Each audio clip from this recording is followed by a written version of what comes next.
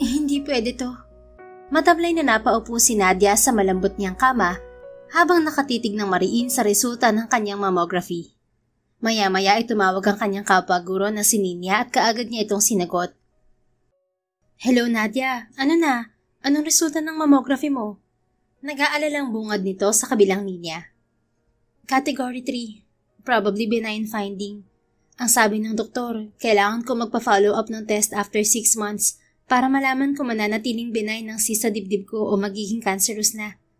Naluluhang sagot niya sa katrabaho. Narinig niya ang malalim nitong pagbuntong hininga mula sa kabilang linya. You have to take a break, Nadia. Ako nang bahala magpaalam sa boss natin. Ninya, posibleng may breast cancer ako. Huwag ka muna mag-isip ng ganyan. Hindi pa naman sigurado, di ba? Kaya nga maghihintay ka ng 6 months bago magpa-test ulit.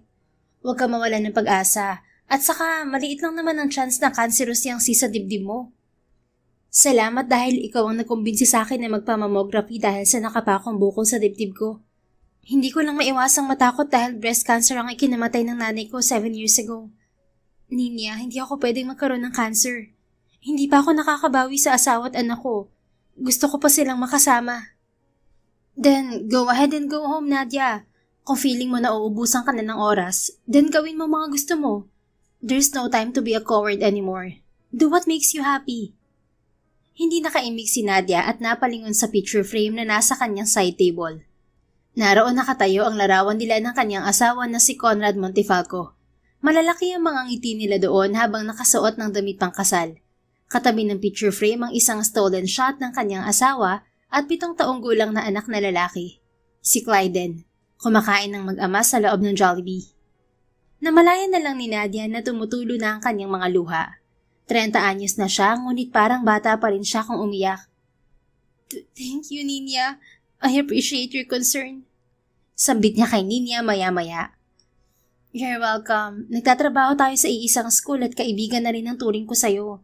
At alam mo, hindi ko man alam ang totoong dahilan kung bakit kinailangan mo layuan at iwan ng mag-ama mo. Tiyak ako na may magandang dahilan ka. Pero kung ano man ang dahilan na yun, huwag ka sana nitong mapigilan na maging masaya. Maikli lang ang buhay, Nadia. Napatango siya at napangiti sa kabila ng pagluha. You're right. Salamat ng marami. Pinalalakas mo ang loob ko. Nang matapos ang tawag ay muling tumunog ang kanyang cellphone. Sa pagkakataon na yon ay ang ama niyang sinola ng caller. Come here in my office, Nadia.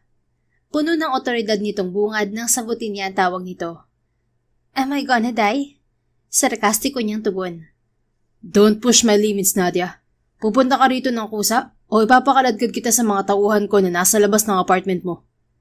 Kumuyom ang mga kamao ni Nadia. Kapag ganun na ang tono ng kanyang ama, ay batid niyang seryoso ito. Kaya naman labag man sa loob niya ay kaagad siyang nagbihis upang puntahan ang safe house ng kanyang ama na nasa loob din ng bayan ng San Juan. Pagdating niya sa safe house, ay natanaw niya sa bukana ng pintuan ng opisina ang 5 armadong lalaking kalalabas lang. Natitiyak ni Nadia na may pinapagawa na namang masama ang kanyang ama. Bakit mo ako pinatawag dito? Tila walang ganang tanong niya sa ama pagkapasok niya sa loob. Kasalukuyang naglilinis ng baril ang matanda habang nakaupo ito sa tapat ng mesa. Balita ko, nilagyan mo raw ng barbed wire ang gulong ng isa sa mga van na naglalaman ng mga armas na para sa shipment. Sambit nito habang nasa baril pa rin ang atensyon. Huwag mo sabihin na iiyak ka sa ginawa kong yun, Dad. It's just my simple way to annoy you. Sa dami ng van na ginagamit mo para sa shipment ng kung ano-anong illegal na bagay katulad ng drugs at illegal firearms, hindi makakaapekto sa iyong ginawa kong yun. At saka, hindi lang naman yun ang ginagawa ng sindikato mo, di ba? You kidnap people for ransom money. And you also do human trafficking. Bukod pala sa pagiging high school teacher ay libangan mo na rin na inisin ako, Nadia.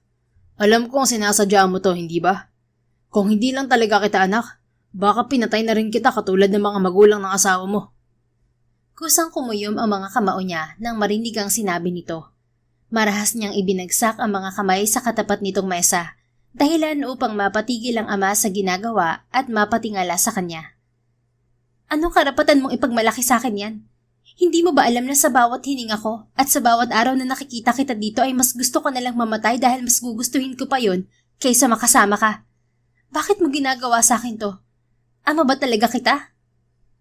Tila sasabog na ang dibdib ni Nadia sa sobrang galit at sama ng loob. Hanggang ngayon ay hindi niya matanggap na naging ama niya ang isang mamamatay tao. Lumaki siyang hindi kilala ang kanyang ama at mag-isa siyang tinaguyod ng inang si Rosalia at napagtapos sa kursong education.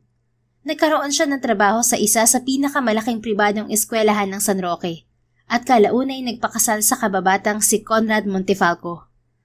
Ngunit makalipas ang 3 taon matapos nilang ikasal ay namatay ang kanyang ina dahil sa breast cancer. Kasabay niyon ay ang pagkamatay din ng mga magulang ni Conrad dahil nabiktima ang mga ito ng isang sindikato na nangdadakip ng mayayamang tao para sa ransom money.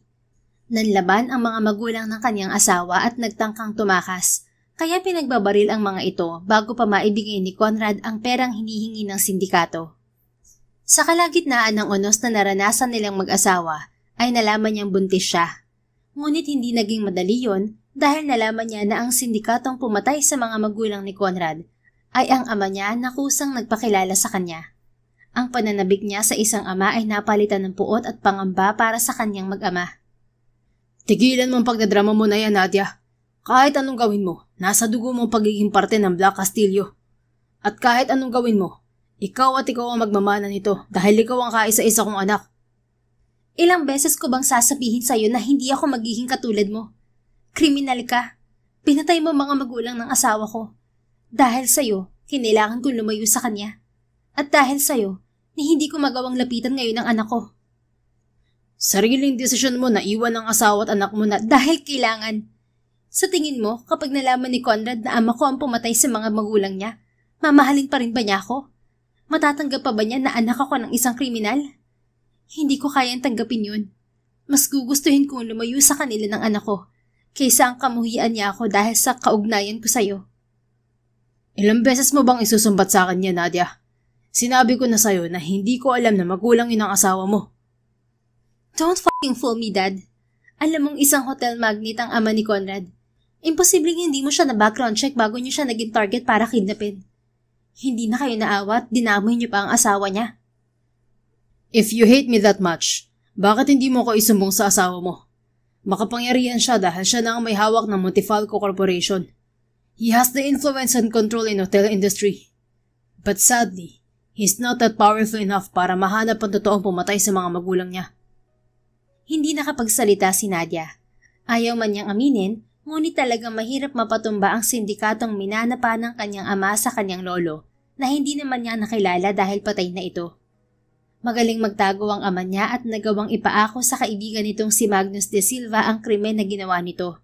Isa ring miyembro ng Black Castillo si Magnus. I'm going home.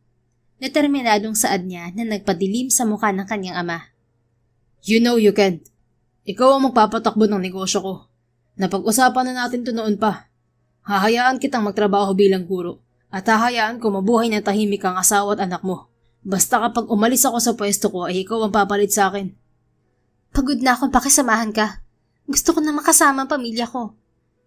Ang pagkakaroon ng pamilya ay isang kahinaan, Nadia. Magiging kahinaan mo sila.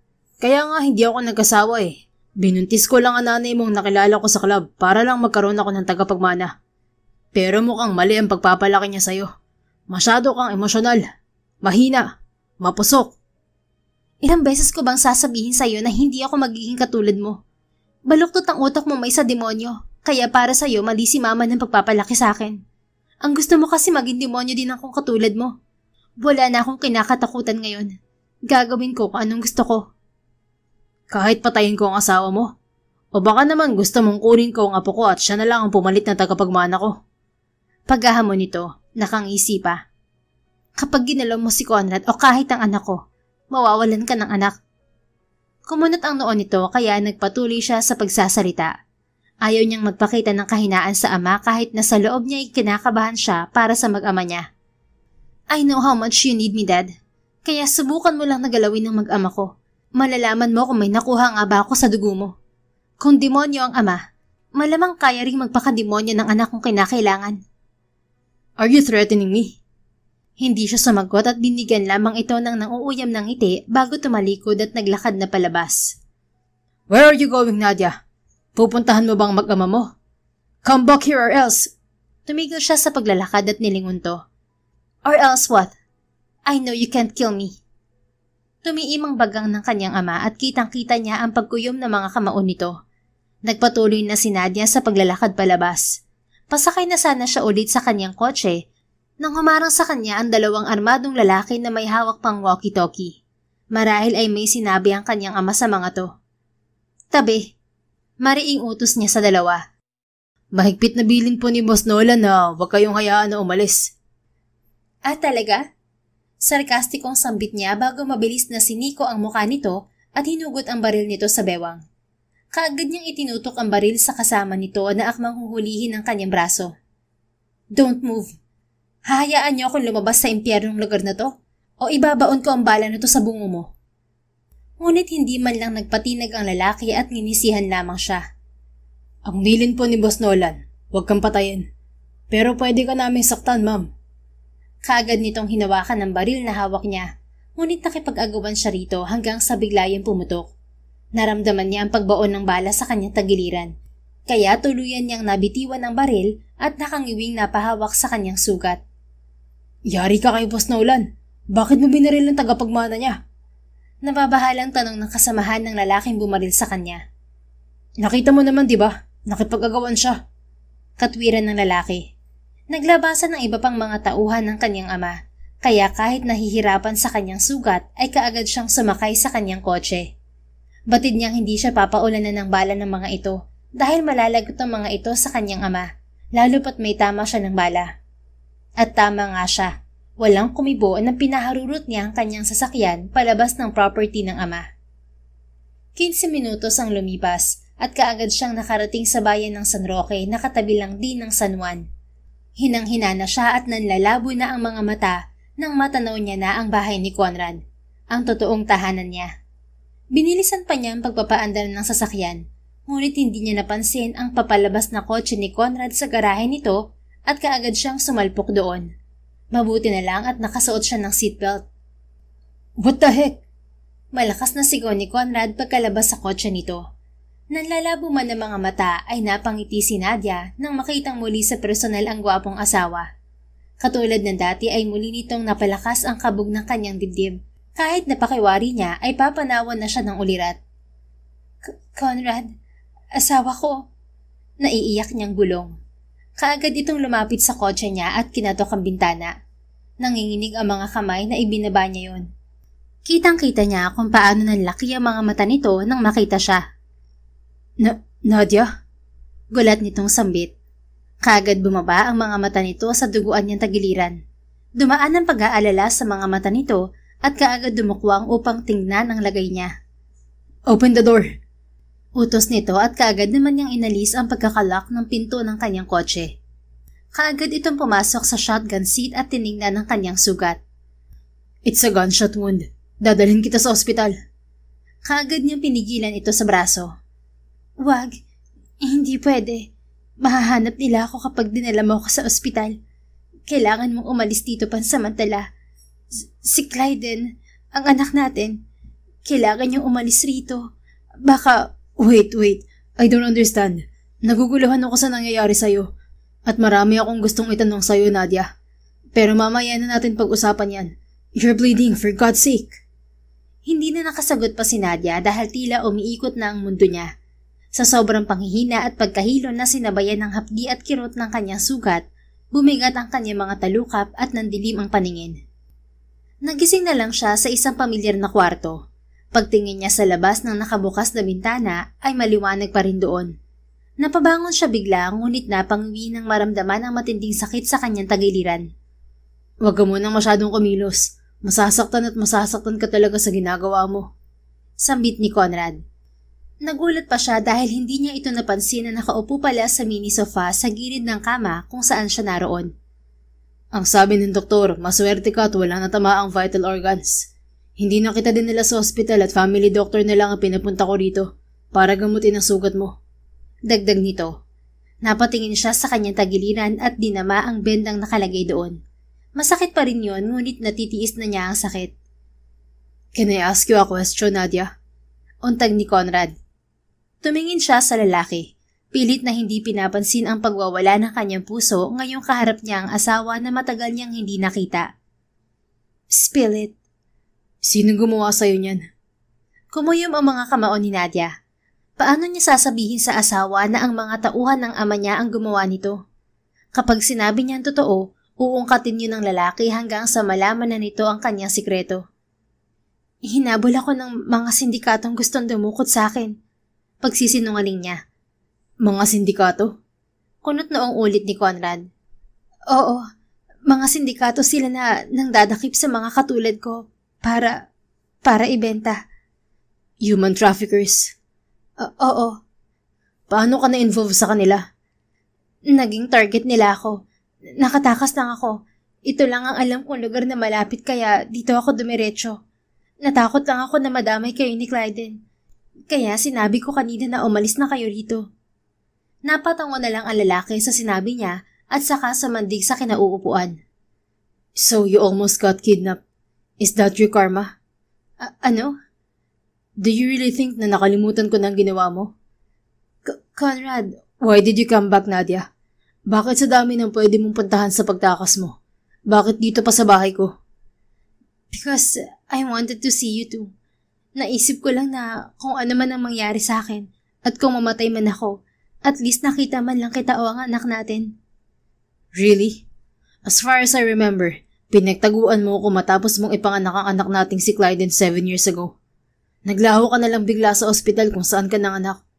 Iniwan mo ako noon habang nagluluksa pa rin ako sa pagkamatay ng mga magulang ko.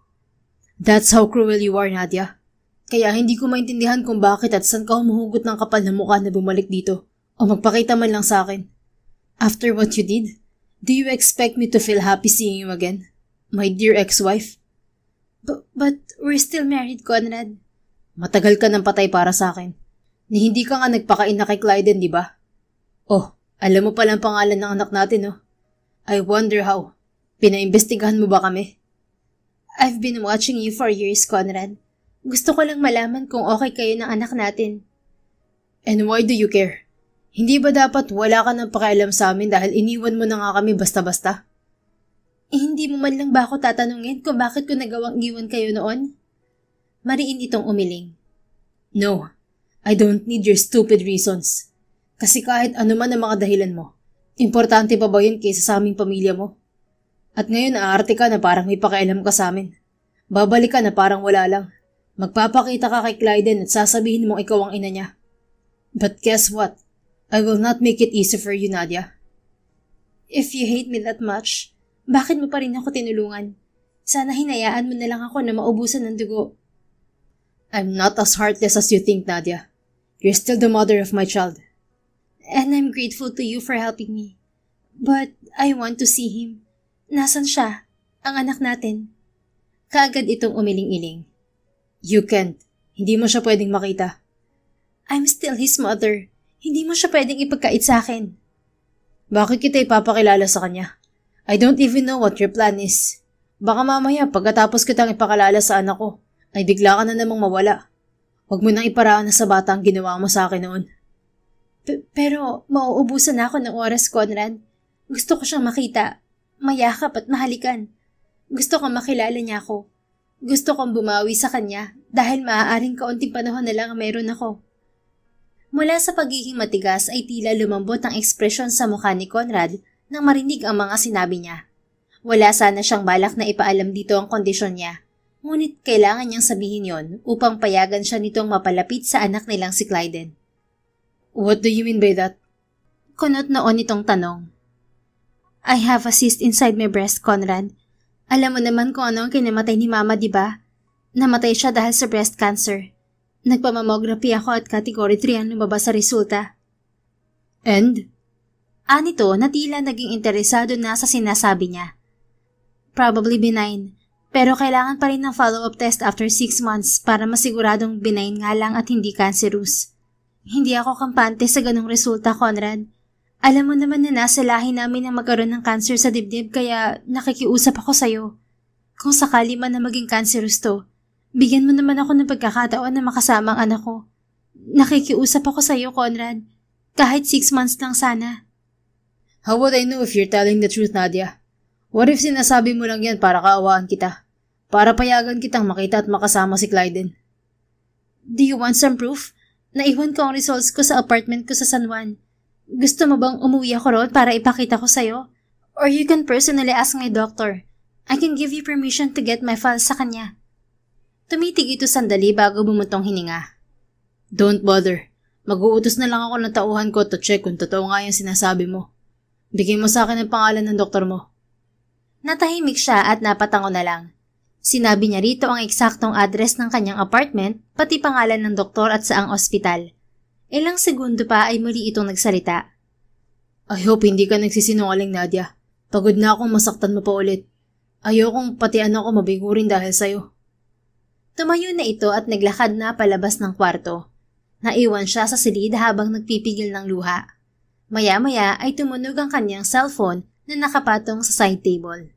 Sinagot niya kaagad ang tawag nang makitang ang kanyang amang sinolan ang tumatawag. Alam ko kung saan ka pumunta, Nadia. Bungad nito.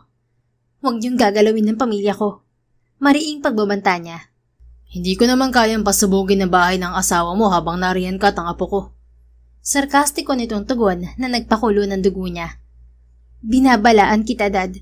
Kapag may nangyaring masama sa kanila, hindi mo gugustuhin ang gagawin ko. Malakas pa rin talaga ang loob mo na magbanda. Mukhang ayos na alagay mo ngayon matapos kang mabaril ng isa sa mga tauhan ko. Pero huwag ka mag-alala. Pinatay ko na siya bilang ganti sa ginawa niya sa'yo. Pinatigil ko kaagad ang mga tauhan ko sa paghabol sa'yo nang tumatakas ka dahil ayokong masaktan ka lalo. Sa tingin mo, makakarating ka kaya riyan kung pinahabol pa rin kita sa mga tauhan ko? Nagtitimpi lang ako ngayon at pinagbibigyan kita sa kahibangan mo dahil baka namimiss mo lang yung asawa mo. Pero wag mo akong sasagarin, Nadia. Kapag ako napuno, ako na mismo susundo sa'yo riyan nang makilala na ako ng manugang ko at ng apo ko. Ano sa tingin mo? Mariing kumuyom ang mga kamao ni Nadia. Pwede mo namang gawin yun, Dad. Pero sasabihin ko sa'yo, hindi basta-bastang tao si Conrad. You know him. He's one of the billionaires in the country. Kaya nga pinatay mo ang mga magulang niya para sa pera, diba? Nakaligtas ka lang sa galit niya dahil may ibang tao kang pinasalo sa kasalanan mo nung pumalya ka. Pero kapag nalaman niya na ikaw ang pumatay sa mga magulang niya, hindi ko alam kung anong magagawa niya sa'yo. Tumawa ito ng sarkastiko. Hindi mo ako matatakot, Nadia. Wala akong pakialam sa mga pwede niyang gawin. Dahil para sa akin ay isa lang siyang dumi na pwede kong alisin kung gusto ko. But anyway, tumawag lang ako para sabihing bibigyan pa kita ng panahon. Naisip ko kasi na baka nga gusto mo lang makasama ang mister at ang anak mo. I'll give you 3 months. Pagkatapos babalik ka sa akin at hindi ka na magpapakita pa sa mag-ama mo. Maliwanag? No, I need 6 months. 6 na buwan ang kailangan ni Nadia bago siya magpa-test ulit at malaman kung may cancer siya o wala. At sa loob ng 6 na buwan na yon ay susulitin niya ang bawat araw na kasama niya ang mag-ama niya. Masyadong mahaba ang 6 na buwan, Nadia. Kontra ng kanyang ama. 6 na buwan lang, Dad. Pagkatapos nun ako nang papalit sa iyo sa Black Castillo. Take it or leave it. Pagsisinungaling niya. Imposible kasi na mangyari pa yon dahil balak na niyang sabihin kay Conrad ang buong katotohanan. Kahit pakamuhian siya nito. At kapag nangyari yon, mabubuking na ang kanyang ama at ang organisasyon nito. May tiwala siya sa kanyang asawa na magagawa nitong buwagin ang sindikato ng ama. Gusto lang din niyang masiguro ang kaligtasan ng mga ito sa loob ng 6 na buwan. Pagkatapos siya na mismo ang lalayo rito at hindi na magpapakita pang muli. Nang sa ganon ay hindi na ito masaktan pang lalo dahil sa presensya niya. Total naman ay may posibilidad na may cancer na siya sa panahong yon. Fine, huling tawad mo na to, Nadia. Kapag nalaman ko may binabala kang masama laban sa akin, alam mo na ang mangyayari. Pagbabanta ng ama bago nito pinatay ang tawag. Dala na rin ng pagod at pagkirot ng kanyang sugat ay nakatulog siya. Nagising na lang siya nang maramdamang may nakatitig sa kanya. Nanlaki ang kanyang mga mata nang bumungad sa kanya ang mukha ng isang cute na batang lalaki na titig sa kanya habang nakangiti ng malawak. Kaagad siyang napabangon at tumitig sa bata na nakasuot pa ng school uniform at nakasukbit ang backpack sa balikat. Ngumiti ito sa kanya kaya lumitaw ang magkabilang biloy nito sa pisngi na kahawig ng kay Conrad. Oh God, may Clyden? Mommy! Bulalas nito at kaagad na tumalon sa kama at yumakap sa kanyang lieg. Tuluyang bumuhos ang kanyang mga luha at niyakap ng mas mahigpit ang anak. Yes, Mommy's here. Anak ko, Humihikbing sambit niya habang paulit-ulit na hinahalikan ng anak sa ulo at pisngi nito. Mommy! Iyak nito. Shh! I'm sorry anak. I'm so sorry. Patawarin mo si Mommy kung iniwan kita ha. I promise, babawi ako sa'yo, okay? Stop crying na. Kumalas siya at pinunasan ng mga luha nito sa pisngi. Napangiti siya habang lumuluha dahil kitang-kita niya ang kagwapuhang taglay ng anak na minana nito sa ama. You really look like your father, anak. Ang gwapo-gwapo ng baby ko. Ang ganda-ganda mo rin po, Mommy. Sa picture lang po kita nakita dati. Ang sabi ni Daddy, wala na raw akong Mommy. Pero nakita ko sa room niyo yung wedding picture niyo na itinatago niya. Nakilala ka agad kita, Mommy. Araw-araw po ako nagpipray na sana makilala po kita at makasama. Bakit mo po kasi kami iniwan? Hindi mo po ba kami love, Mommy? Bakit mo po ako iniwan nung baby pa lang ako? Sunod-sunod nitong tanong habang walang humpay sa pag-iyak. I'm sorry, baby. Naduwag ako noon, anak. Pero narito na ako ngayon. Matapang na si Mommy. Hayaan mo sana akong bumawi sa'yo, ha? Hindi mo alam kung gaano ko kagustong makasama kayo ng daddy mo, anak. May mga dahilan ako, pero hindi mo pa maiintindihan sa ngayon yun, sweetheart. Pangako, babawi si Mommy, okay? Mahal na mahal kita, anak. Tumango ito habang sumisinghot-singhot pa. Muli niya itong niyakap ng mahigpit. Sobrang saya ng kanyang puso dahil sa wakas ay nayakap na niya ang kanyang pinakamamahal na anak. Tumagal din ito sa bisig niya ng 5 minuto hanggang sa may nagsalita. Clyden, don't hug her too much. May sugat pa ang mommy mo. Saway ni Conrad, nakapapasok lamang ng kwarto at nakapamulsa. Nakasuot pa ito ng suit at tila kagagaling lang sa opisina. Halos maghapon din pala siyang nakatulog. Kumalas kaagad si Clyden sa pagkakayakap sa kanya at binalingan ng ama. Daddy, come here po! Nang hindi kumilos si Conrad ay tumakbo rito si Clyden at hinatak ang kamay nito palapit kay Nadia. Daddy, hug mo si Mommy! Masayang sambit ni Clyden habang palipat-lipat ang tingin sa kanilang dalawa ni Conrad. There's no need. Naghug na kami ng mami mo kanina. Ang mabuti pa, pumunta ka na kay Yaya Shane. Magbihis ka na at kumain ka na ng merienda. Pero gusto ko pa pong makasama si Mommy, Daddy. Your mom is injured. Hindi pa niya kayang kumilos. Padadalan ko siya rito ng pagkain tapos ikaw, kumain ka na rin sa baba. Huwag nang makulit. May homework ka pa. Malumanay nagiit ni Conrad. Clyden anak, sige na. Punta ka muna sa yaya mo. Marami tayong time to play and talk, okay? Malambing na segunda ni Nadia. Ngumuso si Clyden, ngunit hindi na umangal pa. Muli itong yumakap sa kanya bago ito tumakbo palabas habang tinatawag ang yaya nito. Maya-maya ay tumikhim si Conrad at nagsalita. Don't worry about him. Pinalaki ko siyang independent. Hindi ko rin siya pinalaking spoiled. Pero syempre, hindi ko inaalis sa kanya na ma-enjoy ang pagkabata. He's also smart. Napangiti siya rito. Masaya ako na napalaki mo siya ng maayos. Masaya rin ako na pinayagan mo na akong makita at makasama siya. Habang tulog ka kanina, nagpadala na ako ng tao sa apartment mo sa San Juan. Doon nakita ang resulta ng mammography mo. So, naniniwala ka na? Hindi pa naman sigurado na kanseros ang sa dibdib mo, di ba? There's always a possibility, Conrad. You can't die. Hindi mo pa napapagbayaran ng mga kasalanan ginawa mo sa akin at kay Clyden. Napakilala na kita sa kanya, kaya dapat panindigan mo to. Hindi na ako papayag na sasaktan mo na naman siya. Ngumiti siya rito ng mapait. Kahit ano pa ang sabihin mo, masaya pa rin ako na makakasama ko ang anak ko. Pati ikaw. Napakurap-kurap ito at napaiwas ng tingin. Don't forget na kaya ka nandito kasi hinahayaan ko, Nadia. And let me clear it to you. Nandito ka dahil naawa ako sa'yo. Kung sakali man na may sakit ka nga, ayoko nang pahirapan ka. Konsensya ko pa kung ano mangyari sa'yo. Tila hindi la pababa ang puso ni Nadia nang marinig ang sinabi nito. Naaawa lang ito sa kanya. Ngunit anong karapatan niyang magreklamo? Maswerte pa rin siya dahil inayaan siya nitong makasama ang anak niya. Ang mahalaga lang sa akin ay makasama ang anak ko. Yun lang at wala ng iba, Conrad. Isa lang din ang hiling ko. Sambit nito bago dumukwang sa kanya. Naamoy niya agad ang nakaka-addict nitong pabango. Don't even think na mahal pa rin kita kaya ako ginagawa to. Napakurap-kurap siya habang nakatingin ng diretso sa malalamig nitong mga mata. Why are you saying that, Conrad? It sounds defensive. Otal na tanong niya rito. Naniniguro lang ako. 7 taon na nakaraan, Nadia. 7 taon na rin akong tumigil sa pagpapakatanga sa'yo. Umayos na ito sa pagkakatayo sa kanamulsa. You can stay here habang hindi pa magaling ang sugat mo. Pero kapag magaling ka na, hanggang dalaw na lang kay Clyden ang magagawa mo. At 6 months lang, Nadia. Saka na natin pag-usapan ng susunod after 6 months. Tumango siya rito at muling ngumiti. Naintindihan ko. May trabaho din naman akong naiwan. Pero susulitin ko ang 6 na buwan na yan. So high school teacher ka pa rin pala. Hindi naman ako nagbago ng profession. Lumipat lang ako ng ibang school. I don't know. Hindi ko naman inalam nung umalis ka. Hindi kita hinanap. Walang prenong sambit nito bago ito tumalikod at naglakad na palabas ng kwarto. Ngunit bago ito tuluyang lumabas ay lumingon to sa kanya. Magpapadala ako ng pagkain at gamot na nireseta ng doktor para sa'yo. Tumango na lang siya at ngumiti bilang sagot.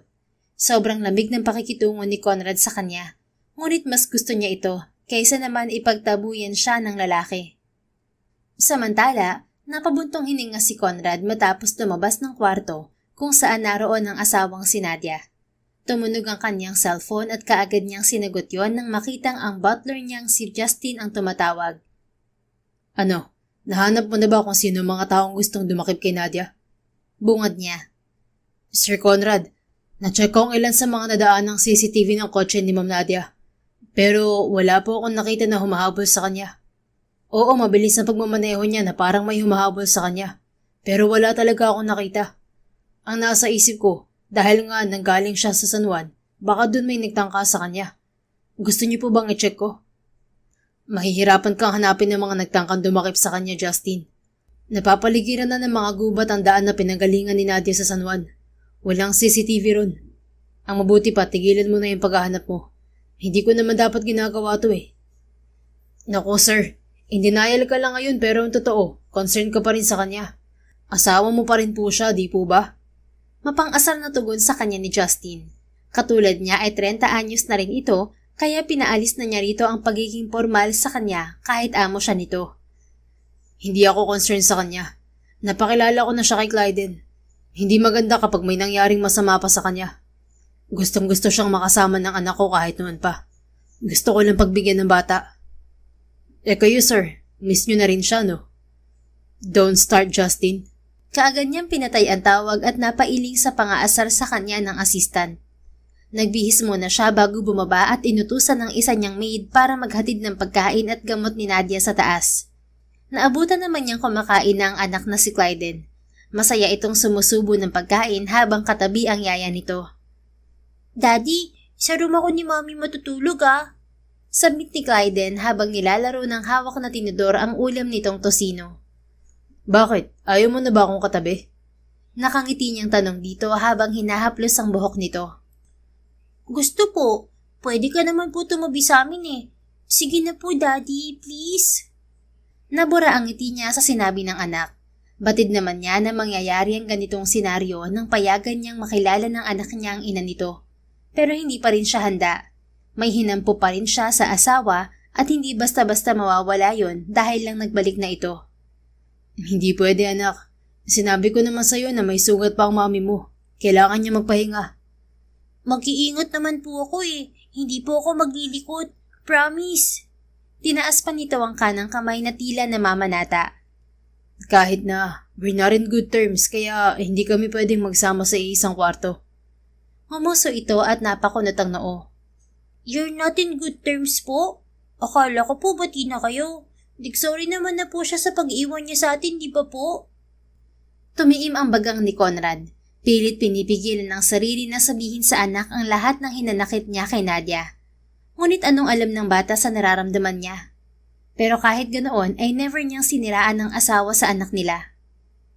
Pero sana magbati na po kayo, Daddy. Gusto ko po talaga makasama lagi si Mommy. Ang ganda-ganda niya po, di ba? Siguro sa kanya po ako nagmana. Nakakita mo ba yung dimples mo? Sa akin mo nakuha yan. Kaya ka nga pogi eh. Mana ka sa akin. Hindi po yun. Itong eyes ko po. Parehas po kami ng ayos ni Mommy. Natahimik siya at napagtantong tama nga ito. Noon pa man habang lumalaki si Clyden ay napansin na niya na parehong singkit ang mata ng mag-ina. Kaya naman sa tuwing nakikita niya ang anak ay palaging sumasagi sa isip niya ang asawa, kahit papilit niya itong kinakalimutan. Dahil na rin sa pangungulit ng anak ay pinagbigyan niya na ito na matulog katabi si Nadia. Hindi rin ito pumayag na hindi siya kasama. Kaya ang nangyari ay nasa magkabilang gilid sila ni Nadia habang pinapagitnaan nilang dalawa ang anak. Look at him, Conrad. Nakangiti pa siya kahit nakatulog na. Sobrang daldal pala niya, no? Natatawang sambit ni Nadia habang nakatitig sa natutulog na si Clyden. Marami ka pang hindi alam tungkol sa kanya. Ganyan ang nangyayari kapag hindi pinapanindigan ng pagiging isang ina. Makahulog ang sambit ni Conrad. Binuksan niya ang kanyang laptop at hindi narinig ang sagot ni Nadia. Lumingon siya rito at nakitang nakatitig to sa kanya. May kakaibang init siyang naramdaman sa dibdib dahil sa titig nito. Stop looking at me, Nadia. Matulog ka na rin. Pinapatulog mo ako tapos ikaw, mukhang may bala ka pa magtrabaho. Workaholic ka pa rin pala hanggang ngayon. Don't act like you still know me. Marami nang nagbago. Bumangon ito mula sa pagkakahiga. Ano bang masama sa sinabi ko? Bakit kailangan mong magalit? Bakit kasi hindi ka nalang manahimik? I'm sorry. Gusto ko lang naman makausap ka since pumayag kang dito matulog. Pumayag ako dahil nagpumilit si Clyden. Not because I want to. You can always refuse, Conrad. Natawa siya ng sarkastiko. So ano?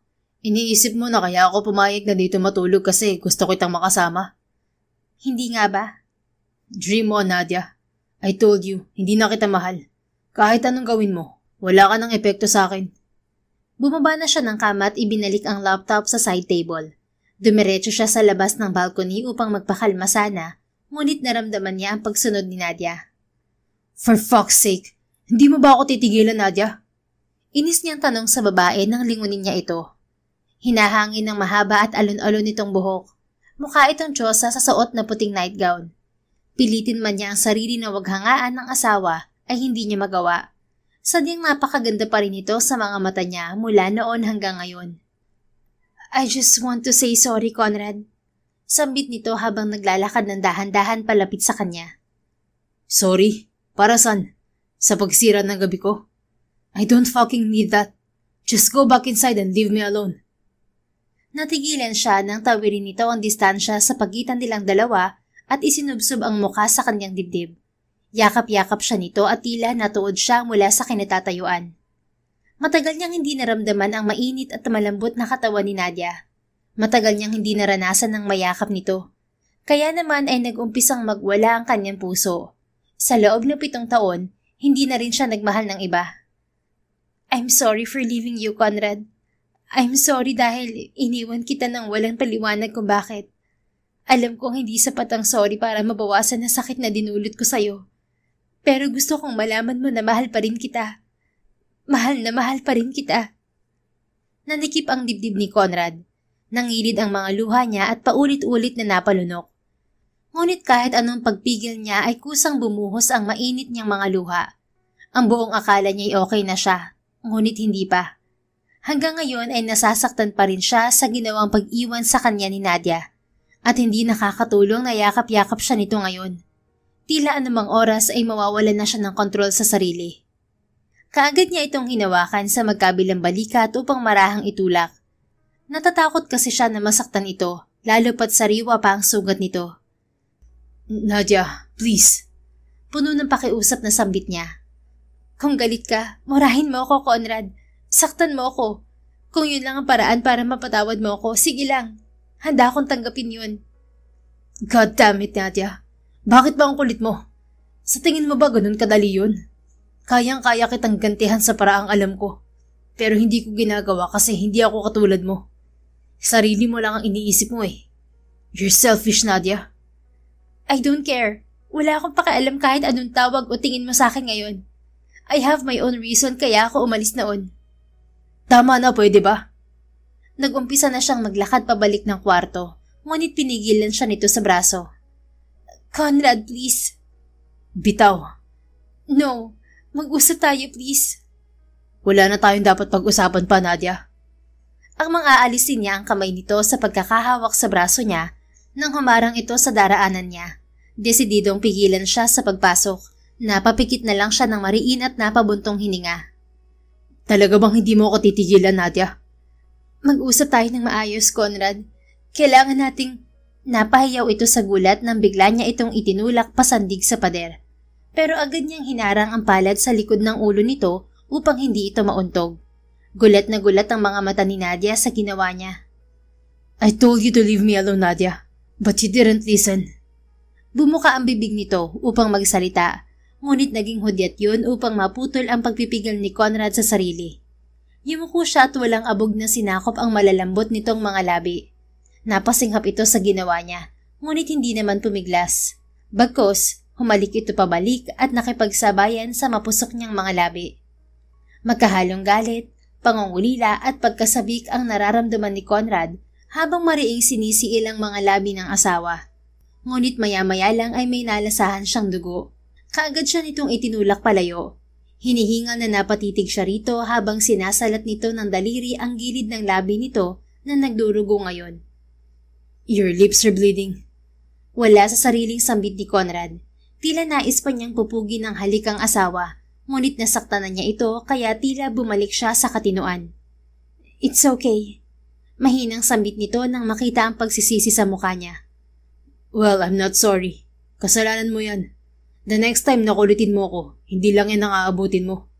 Pagmamatigas niya. Ngumisi si Nadia imbis na matakot. I'm curious kung ano pang gagawin mo bukod sa paghalik sa akin ng marahas ngayong gabi. Stop flirting with me, Nadia. Hindi na nakakatuwa. Nakalimutan mo yata ang usapan natin na dahil lang kay Clyden kaya ka nandito. Hindi kita kailangan landiin. Nag-umpisa itong lumapit sa kanya kaya napaatras siya ng bahagya. Kasi nangungulit pa nga lang ako, hinalikan mo na ako eh. Anong gagawin mo sa susunod? I kissed you to make you stop. Walang ibang ibig sabihin yun. Pagsisinungaling niya. Hindi yun ang naramdaman ko. You missed me. Oo, galit ka. Pero mahal mo pa rin ako. Hindi nagsisinungaling ang mga halik mo. That's bullshit. Alam mo kapag hindi ka tumigil, papaalisin kita rito sa bahay ko at hahayaang matonto ng mga mahabol sa'yo. Nabura ang ngisi sa mga labi nito. Hindi mo gagawin sa akin yun. Kaya ko. Anong akala mo? Titiisin ko na lang na umaakto ka ngayon ng ganyan? Hindi. Dahil kapag ako napuno sa'yo, hindi ko napapayagan na makita mo si Clyden. Ano, mangungulit ka pa? Mariing nagdikit ang mga labi nito habang salubong ang mga kilay. Fine. Good. Now go back inside and leave me alone. Nakipagtagisan muna ito ng tingin sa kanya bago tumalikod at naglakad na papasok ng kwarto. Napamura na lang si Conrad at napasabunot sa sariling buhok nang tuluyan nitong umalis. Lumipat siya sa kanyang kwarto at doon natulog. Hindi na siya nakatulog ng maayos nung gabing yon dahil sa kakaisip sa halikan na namagitan sa kanilang dalawa ng asawa. Kaya naman, maaga rin siyang bumangon at nagtungo sa kusina. What the? Hanggang dito ba naman, Nadia? Napatigil siya nang makita sa kusina ang dating asawa na nagtitimpla ng gatas sa isang baso. What are you doing here? Kunot noong tanong niya rito. Nag-angat ito ng tingin at napangiti nang makita siya. Nagtitimpla lang ako ng gatas ko.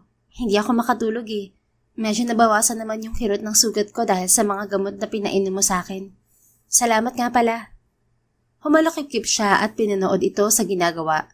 Napatitig siya sa labi nito kung saan bakas ang sugat na siya mismo ang may gawa. Bumuntong hininga si Conrad at nagtungo sa isang drawer sa taas upang hanapin ng ointment. Nang makita niya yon ay kaagad niyang hinawakan ng balikat ni Nadia. Stay put. Lalagyan ko ng ointment niya sugat mo. Sabit niya. Aha? Hindi na, Conrad. Huwag ka nga magreklamo. Hindi na ito umangal nang lagyan niya ng ointment ang sugat dito sa labi. Pinilit niyang huwag itong titigan sa mga mata ngunit hindi niya nagawa. Kitang-kita niya tuloy ang pagngiti nito dahil sa kanyang ginawa. Kagad niya itong binitiwan. Bakit ka nakangiti? Akala ko kasi iiwasan mo na ako. Pero ngayon nandito ka at... I told you. Don't assume anything, Nadia. Mapipigilan mo ba akong isipin yon? Kahit sabihin mong wala ka nang nararamdaman para sa akin, paulit-ulit mo naman pinapakita na concern ka pa rin. Umismid siya. Kabahan ka nga sa sinasabi mo. Nilagyan lang kita ng ointment kasi ako ang dahilan kung bakit may sugat ka. Pero hindi ibig sabihin na concern ako sa'yo. Hindi na ito sumagot at ngumiti na lang bago nagpatuloy sa pagtitimpla ng gatas. Nang magising ang anak nilang si Clyden ay napansin nito ang sugat sa labi ni Nadia habang nagpapaalam na ito bago pumunta ng eskwelahan. Mommy, bakit po dumudugo yung lips mo? Kulot noong tanong ni Clyden na halatang nag-aalala. Natigilan si Nadia at napatingin sa direksyon ni Conrad bago tumawa ng alanganin sa anak. May lamok lang na kumagat sa akin kagabi, anak. Dumukwang si Clyden upang titigan ng mabuti ang labi ni Nadia. Lamok? Parang hindi naman po lamok ang kumagat yan. Kagat po yan ng tao. Kinagat po ba ni Daddy, Mommy? Napatuwid ng tayo si Conrad at nanlaki ang mga mata. Teka, bakit ako nadamay dyan? Wala akong kinalaman dyan, anak. Daddy, narinig ko po kaya kayong nag-aaway kagabi ni Mommy sa balcony habang natutulog ako. Baka kinagat mo po siya. Bad ka po, Daddy. Napakurap-kurap siya sa anak at hindi alam ang sasabihin. Pinagpawisan siya bigla kahit wala naman siyang ginagawa. Mabuti na lang at sumingid si Nadia. Anak, bakit naman ako kakagatin ng daddy mo sa lips? Promise, lamok lang to. Sige na, baka malate ka pa sa school. Sige na nga po. Daddy, sana po sa susunod, kapag nag-kiss ka kay Mommy, wag mo siyang kagatin ha. Dahan-dahan lang po. Hindi dapat masaktan si Mommy, okay? Let's go na po, hatid mo na po ako sa school. Nauna nang maglakad palabas ng kwarto si Clyden habang naiwan naman silang dalawa doon ni Nadia na nakaawang ang bibig. Matalino talaga ang anak natin, no? Nahulaan niya kaagad kung bakit ako may sugat sa labi. Natatawang untang ni Nadia. Why are you blushing? Nahihiya ka?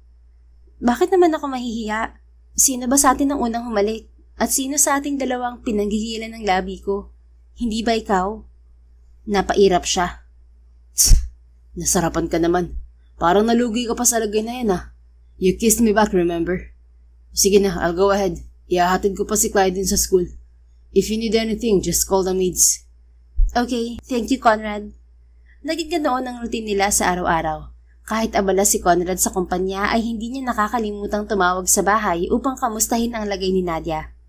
Walang pinapalampas na pagkakataon ng kanyang asawa tuwing kasama nito ang anak nilang si Clyden. Kaya kahit nahihirapan siya na nakikita niya si Nadia, ay masaya pa rin siya na nakikitang masaya ang anak habang kasama ang ina nito. Tuluyan na rin gumaling ang sugat ni Nadia matapos ang 5 linggo. Katulad ng usapan nila, kinailangan na nitong umalis sa bahay. Bakit po kasi kailangan niyong umalis dito sa bahay, Mommy? Family po tayo, di ba? A family should stick together. Umiiyak na tanong ni Clyden kay Nadia. Lumuhod ito upang pumantay kay Clyden. Anak, nagstay lang naman ako rito kasi kinailangan ko magpagaling.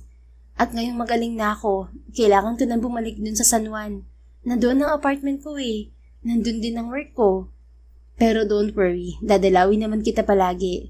Araw-araw pa. Kung gusto mo nga, pwede mo rin akong dalawin dun kapag wala kang pasok sa school eh.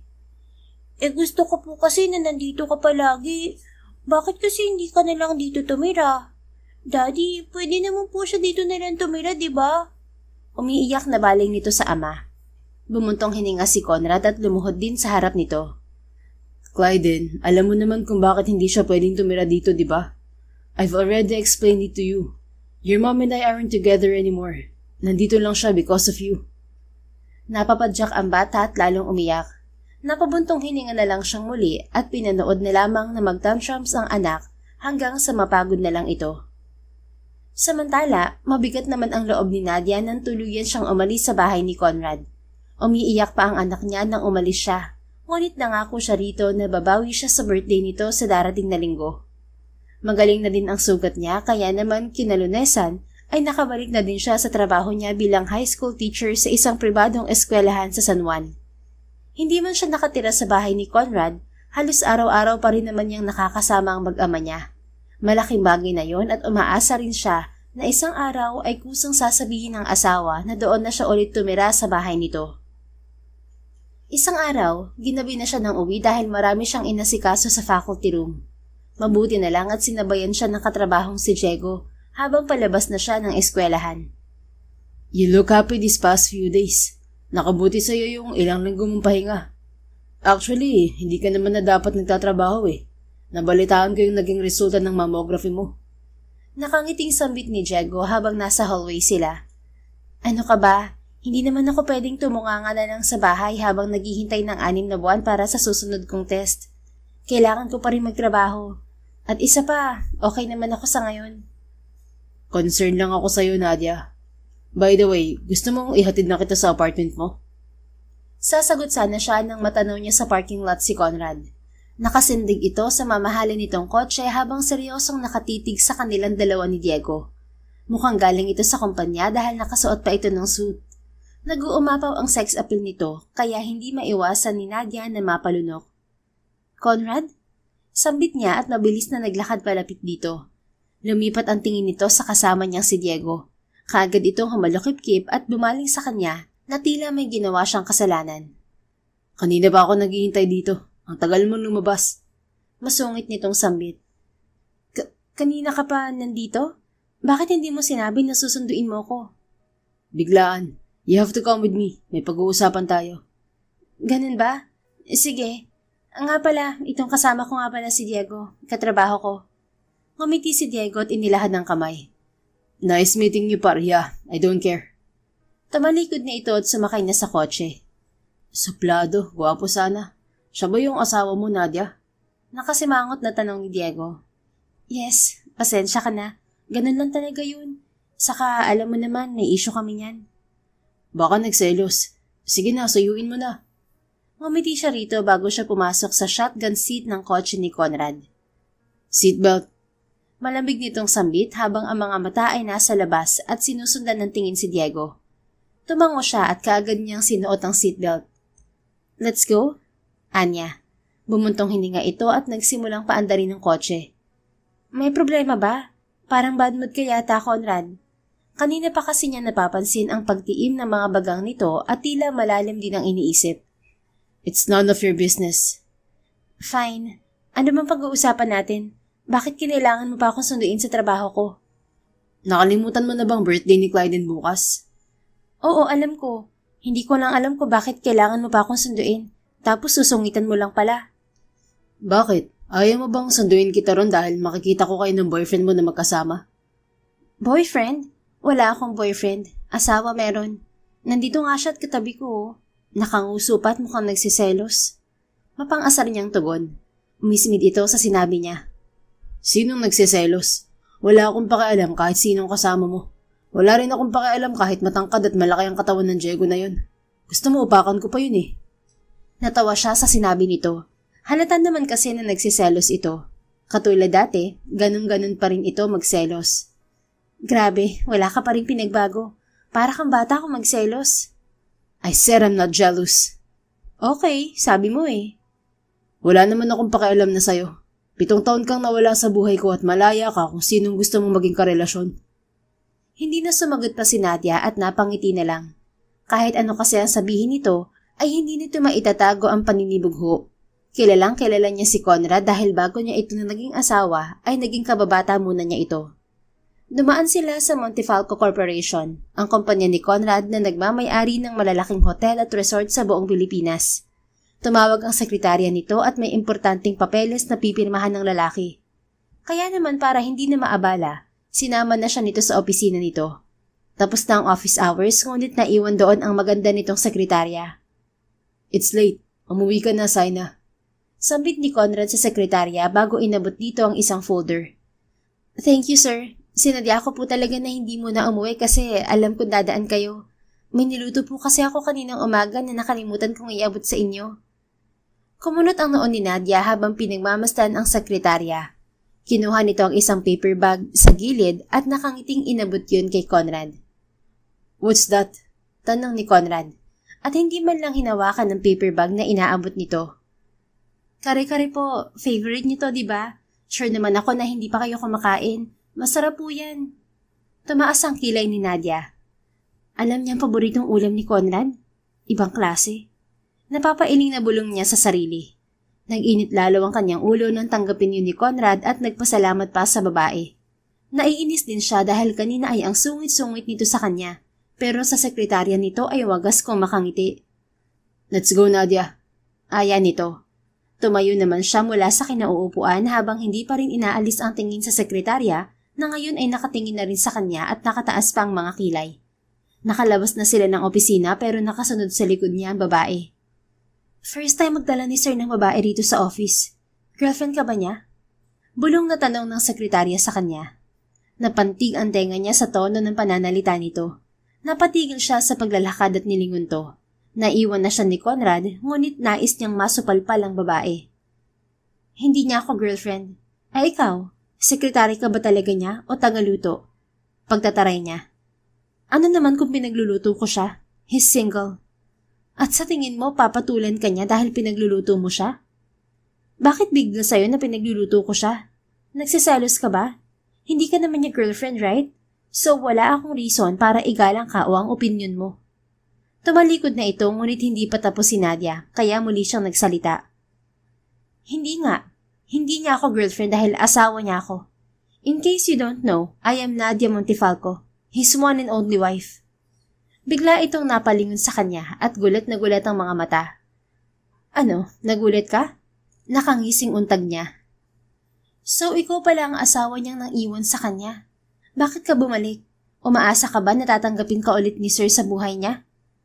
Believe me girl, wala ako rito sa harap mo kung hindi niya ako tinanggap ulit. Kaya kung ako sa'yo, titigilan ko na yung ginagawa ko. Stop trying so hard to get his attention. Dahil kahit anong gawin mo, hindi ka niya papatulan. May anak kami at kasal, kaya wala kang laban.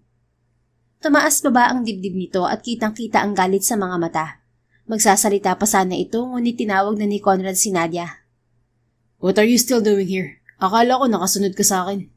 Inis na sambit ni Conrad. Hinatak siya nito sa braso pero inirapan muna niya ang sekretarya bago siya tuluyang nagpahatak sa asawa. Inaaway mo ba ang sekretary ko, Nadia? Untang ni Conrad nang mapansin ang itsura niya. Paano kung sabihin kong oo, may magagawa ka? Mabibilis ang bawat hakbang niya dahil kahit anong pilit niyang pagpapakalma sa sarili ay hindi niya magawa. Selos na selos siya sa maganda nitong sekretarya. Kung ano-ano tuloy ang napasok sa isip niya, lalo at wala siya sa buhay ni Conrad sa nakalipas na 7 taon. Sabay silang pumasok sa elevator at napatingin na lang siya sa hawak nitong paper bag. Maya-maya ay narinig niya ang pagpalatak ni Conrad.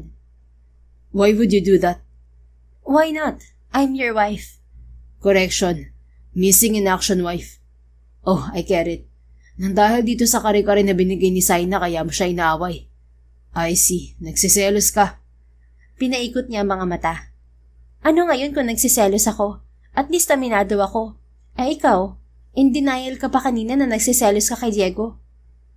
Bakit ka naman kasi magsiselos sa sekretary ko? May karapatan ka ba? Bakit? Yung sekretary mo? May karapatan din ba siyang lutuan ka palagi? Wala, di ba? Ano bang trabaho niya? Hindi ba sekretarya siya? Hindi niya trabaho na lutuan ka ng pagkain. Hindi mo siya asawa.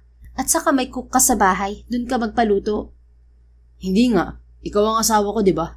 Pero nasan ka? Iniwan mo ko, di ba?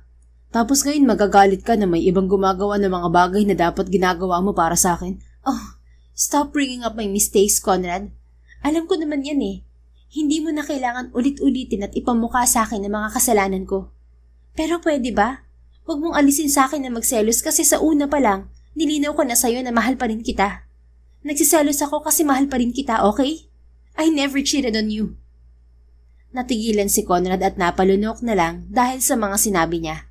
Ilang segundong katahimikan ang namayani bago ito nagsalita. Wala akong gusto kay Saina. And to tell you the truth, wala ni isang babae naging interesado ako, kahit nung iwan mo ko. Anak natin ng priority ko at ang negosyo. Pinaikot niya ang mga mata. I doubt that. Maganda si Saina. Pinagluluto ka pa palagi. Hindi ko kinakain ng mga niluluto niya. Binibigay ko lang kay Justin. Tukoy ng lalaki sa butler nito. Hindi ako naniniwala. Huwag kang maniwala kung ayaw mo. Basta ang alam ko, hindi ako interesado sa luto ni Saina. O kahit sa kanya mismo. Kahit anong gawin niya, hindi niya ako maaakit. Kaya tumigil ka na sa pagsiselos mo. And stop fighting with me. Muntik na siyang mapangiti sa sinabi nito, ngunit pinigilan lang niya ang sarili. Bakit? Inaaway ba kita? Hindi ba? Ngumisi siya at tinitigan to.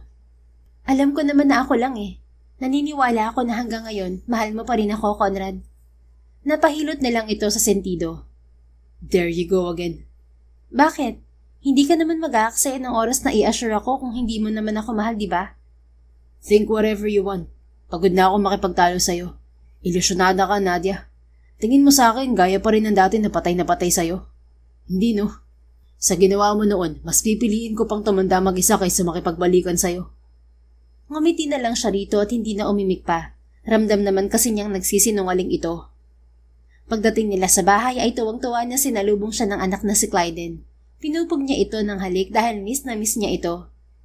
Mami, birthday ko na po bukas. Sasama ka po, di ba? Ha? Saan, anak? Si Conrad ang sumagot. Sa Tagaytay. Ayaw niya ng birthday party. Gusto niya tayong dalawa lang ang kasama niya. Hindi ko nasabi sa'yo kaagad kanina kasi makulit ka. Punta tayo sa Sky Ranch, Mami. Isakay tayo ng ride saka pasok tayo ng Cartoonville. Masayang sambit pa ni Clyden. Yes, anak. Pupunta tayo ron. Excited ka na ba? Opo, super. Dito ka po ulit matutulog, ha? Tapos sa next weekend. Basta every weekend, ha? Nakangiting tumango siya dito. Sige, basta tabi tayo ulit. Opo, kasama po natin si Daddy. Napatingin siya kay Conrad na ngayon ay napakamot na lamang sa batok at halatang hindi gusto ang sinabi ng anak. Kaya naman bago pa man ito umangal ay sumingit na siya. Oo naman, magkakasama ulit tayong tatlo matutulog ngayong gabi. Yay! Ang saya-saya ko! Masiglang bulalas ni Clyden. Napatingin siyang muli kay Conrad at hindi na nagulat nang mapansin ang matalim nitong tingin. Chill, hindi ako mangungulit sa'yo mamaya. Mahirap na, baka halikan mo na naman ako. Mapang-asar niyang sambit.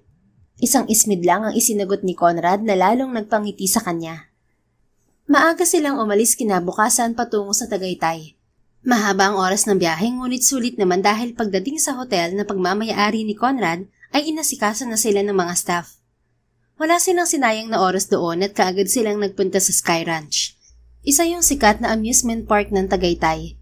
Kitang-kita roon ang napakagandang view ng Taal Volcano kaya naman hindi niya pinalampas ang pagkakataon na yon upang magkaroon sila ng family picture. Mukhang hindi lang ang anak natin ang nag-enjoy. Pati ikaw, ang laki ng ngiti mo. Mapang-asar na sambit ni Conrad sa kanya nang makababa sila mula sa carousel. Bakit? Ang saya-saya kaya? Ikaw naman kanina ba pa pinipigilan niyang ngiti mo?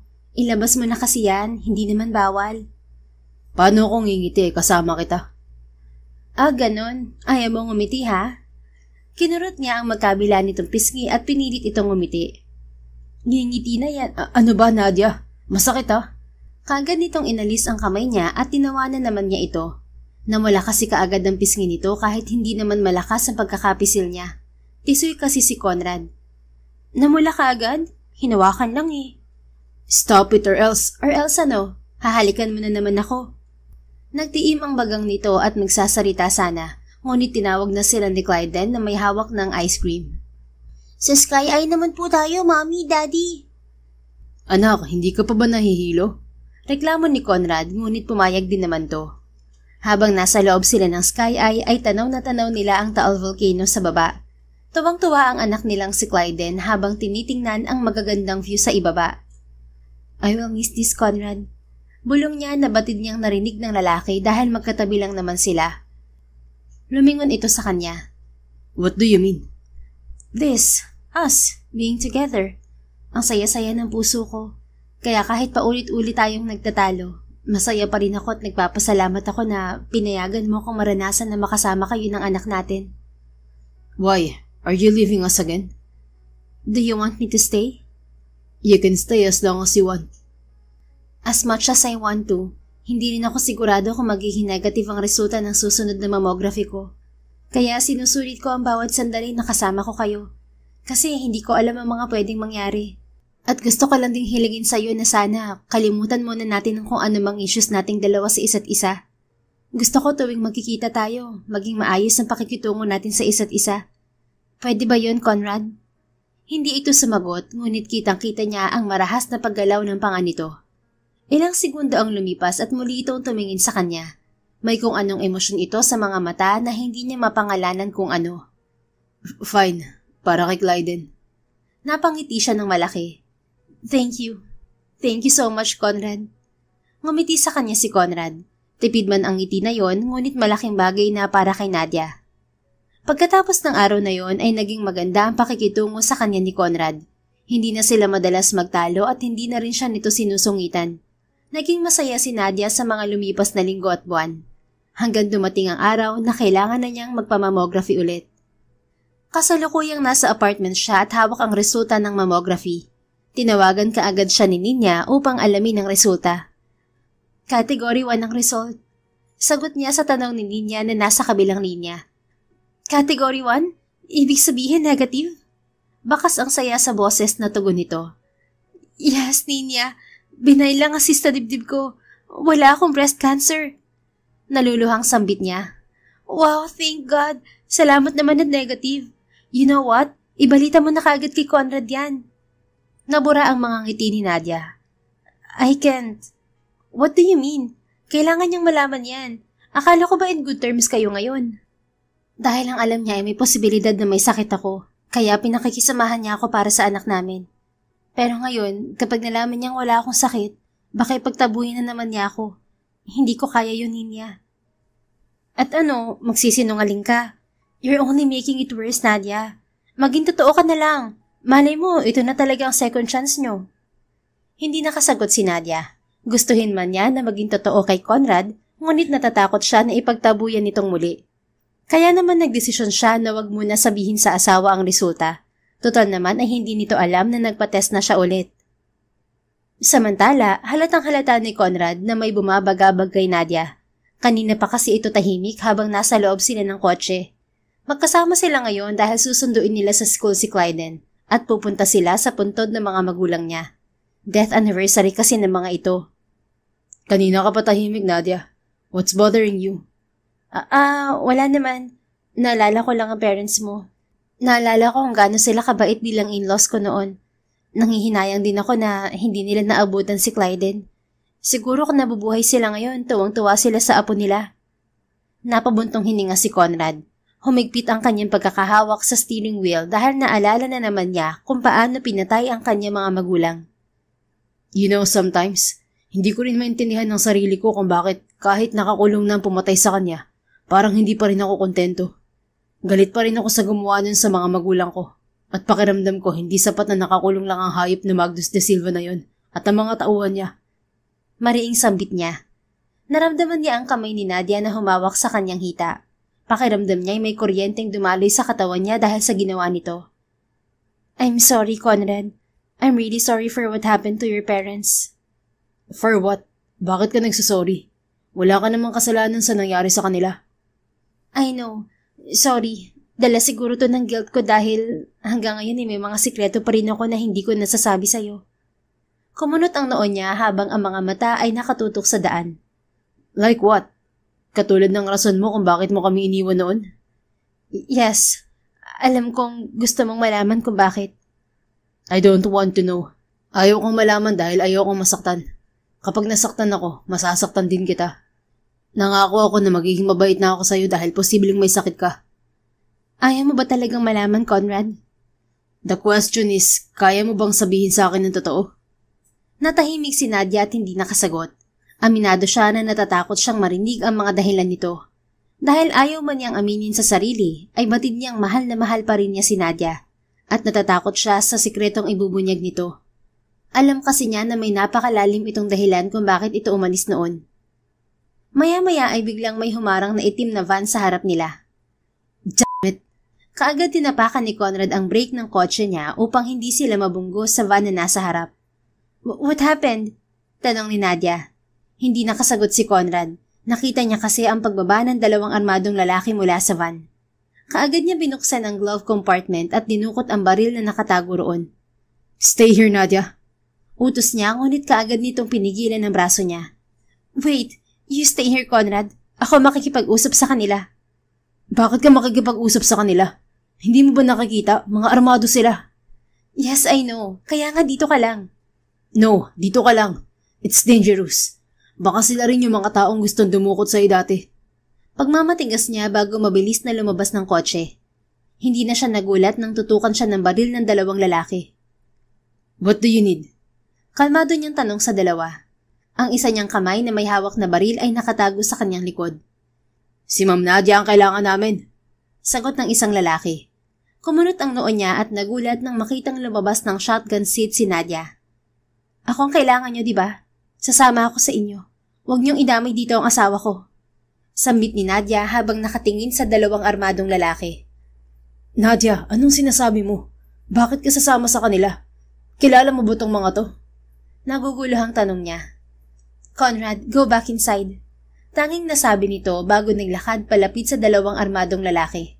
Hinawakan ito ng dalawang lalaki sa magkabilang braso at inilalayan papasok sa van. Napatiimbagang si Conrad. Mabilis niyang nilapitan si Nadia upang hatakin ito pabalik. Ngunit tinutukan siya muli ng baril ng dalawang lalaki kaya napatigil siya. Conrad, what are you doing? Bumalik ka na sabi sa kotse. Hayaan mo na ako. Mariing utos ni Nadia. Bakit kita hahayaan? I don't fucking understand what's going on. Basta-basta ka nalang sasama sa kanila nang hindi mo sinasabi sa akin kung sino sila. I'm doing this to save you. Parang awa mo na. Umalis ka na lang. I can't. Bakit ba ayaw mo umalis na lang? This is for your own safety. Go to our son and make sure he's safe. Because I love you. I'm still in love with you, Nadia. Kitang-kita niya ang paglambot ng ekspresyon sa mukha ni Nadia nang sabihin niya yon.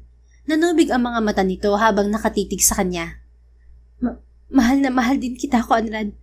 Masaya ako sa sinabi mong yan, pero hindi ako nararapat sa pagmamahal mo. What the fuck does that mean? Umiling-iling ito habang tahimik na bumubuhos sa mga luha. Answer me, Nadia. I want you to be honest with me. Handa na akong marinig ang mga sikreto na tinatago mo. Wala na akong pakialam kahit masaktan pa ako. You really wanna know, kid? Sabad ng isang boses na galing sa likod ni Nadia, sa mismong loob ng van. Nakita ni Conrad ang pagbaba ng isang lalaking nasa 60s na at nakasuot ng suit na pinaresan ng isang cowboy hat. Nagsusumigaw ng kapangyarihan at otoridad ang presensya ng matanda. Inalis nito ang suot na cowboy hat at doon niya nakita na balbasarado ito. Napansin niya kaagad ang singkit nitong mga mata katulad ni Nadia. Sino ka? Tanong ni Conrad. Masyado nang magulo ang love story niyo ni Nadia. Kaya ako na lang ang magsasabi sa'yo ng mga bagay na dapat noon mo pa nalaman. Dad, please. Hayaan mong ako magsabi sa kanya. Umiiyak na sabad ni Nadia. Napatingin siya sa asawa at binigyan ito ng nagtatanong na tingin. Is your father? Naguguluhan niyang tanong. Yes, Conrad. Siya ang ama ko. Akala ko wala ka ng tatay. You thought so? Sabad ng matanda bago ito tumawa ng sarkastiko. Naguguluhan man ay taas noong nakipagtitigan siya sa ama ni Nadia. Kung anak mo si Nadia, bakit mo hinahayaang hulihin siya ng mga tauhan mo? Anong klase kang ama? Oh, stop with the lecture, kid. Ayaw na ayaw ko pa naman sa taong matatalim ang dila at pakialamero. Baka gusto mong isunod kita sa mga magulang mo. Nanlamig ang buong katawan ni Conrad sa narinig. Anong alam mo sa pagkamatay ng mga magulang ko? Dad, please. Umiiyak na pakiusap ni Nadia. You shut up, Nadia. Pasalamat ka't anak kita. Kung hindi, makakatikim ka na sa akin. Ano, talagang pinanindigan mo ang pagbalik mo sa asawa at anak mo at nakalimutan mo ng kasunduan natin na babalik ka sa akin at ikaw ang magmamana sa Black Castillo? Nangako ka sa akin, pero anong ginawa mo? Hindi ka sumasagot sa mga tawag ko. You completely ignored me. At sa tingin mo, hahayaan ko maging masaya kayo ng asawa mo? Hindi mangyayari yon. Dahil may obligasyon ka sa samahan. Tama na! Sigaw ni Conrad na nagpabaling muli ng atensyon ng matanda sa kanya. Gusto kong malaman kung anong kinalaman mo sa pagkamatay ng mga magulang ko. Are you stupid? Hindi mo pa ba napapagtagpi-tagpi ang katotohanan? Di ba nagtataka ka kung bakit ka iniwan ni Nadia noon habang nagluluksa ka sa pagkamatay ng mga magulang mo? Kasi nalaman niyang ako ang ama niya. Ang ama niya na isang leader ng sindikato. Ang sindikato na pumatay sa mga magulang mo. Ano, malinaw na ba sa'yo? Naiintindihan mo na ba kung bakit ka nilayuan ng anak ko? My dear son-in-law. Pakiramdam ni Conrad ay may bombang sumabog sa harap niya. Umawang ang bibig niya at napahawak sa buhok. Is that true, Nadia? Nanginginig ang boses na tanong niya sa asawa. Umiiyak na tumango ito bilang sagot. Parang sinaksak ng libu-libong kutsilyo ang puso niya. Namalayan na lang niya na tumutulo na ang kanyang mga luha. Bakit? Hindi ko maintindihan. Bakit hindi mo sinabi sa akin? Because I was scared. Natakot ako para sa'yo. Natakot din ako sa magiging reaction mo kapag nalaman mo anak ako ng taong pumatay sa mga magulang mo. Tumawa siya ng sarkastiko. Pakiramdam niya itatakasan na siya ng bait anumang oras. That explains why. Ngayon alam ko na kung bakit ganun kadaling nahuli ang mga pumatay sa mga magulang ko. Bigla na lang may lumitaw na suspect at inamin ng mga kasalanan niya. Napakabilis ng proseso at nakulong kagad si Magnus at ang mga tauhan niya. Kaya pala. Tumawa ang ama ni Nadia. Matalino ka naman pala dahil napagtanto mo kagad yan. Kaya lang, mukhang tanga ka sa pag-ibig. Nang bumalik sa iyong anak ko, ni hindi mo man lang nalaman ng totoo. Hinayaan mong mahalin mo ulit ang anak ko. Ngayong alam mo na ang totoo, mahal mo pa rin ba siya? Kaya mo bang mahalin ang anak ng pumatay sa mga magulang mo? Mukhang hindi eh. I could see the rage in your eyes. Mukhang gusto mo akong patayin, son-in-law. Don't you know na dapat noon ka pa pinaglamayan, kundi lang isa pa rin tanga sa pag-ibig tong anak ko? Lagi kanyang pinoprotektahan at lagi niyang ginagamit ang pagiging mag-ama namin para lang mailigtas ka. Mariing kumuyom ang mga kamao ni Conrad habang nakatiimbagang. Labis na galit ang nararamdaman niya ngayon, ngunit mas nangingibabaw ang sakit sa kanyang dibdib dahil sa nagawang maglihim sa kanya ni Nadia. Kung gustuhin man niya na magalit at patayin sa bugbog ang ama nito, ay wala siyang lakas upang gawin yon. Conrad, I'm sorry. Naglihim man ako sa'yo pero maniwala ka. Mahal na mahal kita at ang anak natin. Wala akong ibang gusto kundi ang makasama kayo at maging buo tayo. Patawarin mo ako. Hindi ko rin ginusto na maging anak ng isang kriminal. Umiiyak na sambit ni Nadia. Tumingin siya rito na bakas ng panlulumo ang muka. I don't know what to say, Nadia. May iba ka pa bang sekreto na hindi sinasabi sa akin? I want to know, para isahang sakit na lang. Kasi ngayon pa lang, parang pinapatay na ako sa sakit. Nang bumalik ka sa buhay namin ni Clyden, ginamit mo lang ba ang resulta ng mammography mo para maawa ako sa'yo? Tell me, kasinungalingan din ba yon? Mariin itong umiling. No, totoo yun, Conrad. Pero inaamin ko na ginamit ko rin yan para makasama ko kayo ng anak natin. Kaya nang makita ko ang resulta ng mammography ko last week, hindi ko sinabi sa'yo na negative. Dahil natatakot ako na ipagtabuyan mo ko ulit. Natakot ako na mawalan ka ng rason para maging mabait sa akin. Napaawang ang bibig niya sa narinig. You mean, isang linggo mo nang alam na negative ang resulta ng test mo, pero wala kang balak na sabihin sa akin? Tapos na ang 6 months na hiningi mo sa akin pero hinayaan lang kita sa buhay namin ng anak ko dahil akala ko nagbago ka na. I'm sorry. Ilang ang alam kong paraan para hindi mo ko itaboy. Pinaglalaroan mo ang damdamin ko, Nadia. Ginamit mo ang nararamdaman ko para sa'yo, para lang makuha ang gusto mo. Naglihim ka sa akin at pinagmukha mo akong tanga. Ang dami-dami mong chance para sabihin sa akin ang tungkol sa pumatay sa mga magulang ko, pero hindi mo ginawa. Tapos yung resulta ng mammography mo, gusto mo pa rin itago sa akin? I can't believe this. Conrad, hindi ko sinasadyang masaktan ka. Patawarin mo ako. Mariin siyang umiling-iling habang walang tigil sa pagbuhos ang kanyang mga luha. I can't believe that I loved a desperate woman like you. Kitang-kita niya ang pagbalatay ng sakit sa mga mata ni Nadia nang sabihin niya yon. Umiwas na siya ng tingin dahil kung hindi niya gagawin yon, ay baka sugurin pa niya ng yakap ang asawa at umiral na naman ang pagmamahal niya rito. Baka siya pa ang magmakaawan na patawarin siya nito sa mga masasakit na salitang binitiwan niya. Hindi niya alam kung paano siya nakaalis sa lugar na yon. Inutusan niya lang si Justin na sunduin ang anak na si Clyden at mag-isa na lang siyang pumunta sa puntod ng mga magulang. Umiyak siya ng malakas sa ibabaw ng puntod ng mga ito. Doon siya nagsumbong at doon inilabas ang lahat ng sakit na nararamdaman. Sobrang sakit. Gusto kong intindihin si Nadia. Gusto ko siyang patawarin. Pero ang hirap eh. Nagmukha akong tanga. Mahal na mahal ko si Nadia. Pero hindi ako papayag na hindi ko yung mabigyan ng hustisya. Mom, Dad. Isa akong Montefalco at nagkamali ng binangga ang matandang yun. Pagbabayarin ko siya. Determinado niyang sambit. Samantala, 3 linggo na ang nakararaan magmula nang mabunyag ang sekreto ni Nadia. Ikinulong siya ng amang si Nolan sa isang kwarto sa safe house nito sa San Juan. Hanggang kailan mo ako ikukulong dito? Tanong niya sa ama nang bisitahin siya nito. Hanggang sa nasa matino ka ng pag-iisip. Ilang beses mong sinubukan tumakas dito para puntahan ng mag-ama mo. Kapag ginawa mo ulit yun, tutuluyan ko na talaga yung asawa mo na yan. Lalo pat alam na niyang akong pumatay sa mga magulang niya. Hindi ko gustong malaman niya yun. Pero kailangan kong ipalam sa kanya para matigil na yung kahibangan mo sa kanya. At ano, naniniwala ka pa rin na mahal ka ng asawa mo? Anong ginawa niya matapos malaman ng sikreto mo? Wala, di ba? Hindi ka niya ipinaglaban. Galit siya sa'yo at hindi ka niya mapapatawad. Kung hindi nga lang makaka-apekto sa'yo, pinatay ko ng lalaking yun dahil isa siyang malaking banta sa sindikato ko. Pero hindi. Iniisip kita dahil baka mabaliw ka na kapag pinatay ko ang asawa mo at kunin ang apo ko. Bakit hindi na lang kaya ako ang patayin mo, ha? Total sinira mo na ang pagsasama namin ni Conrad. Dahil sa'yo, galit siya sa'kin at hindi na niya ako mapapatawad.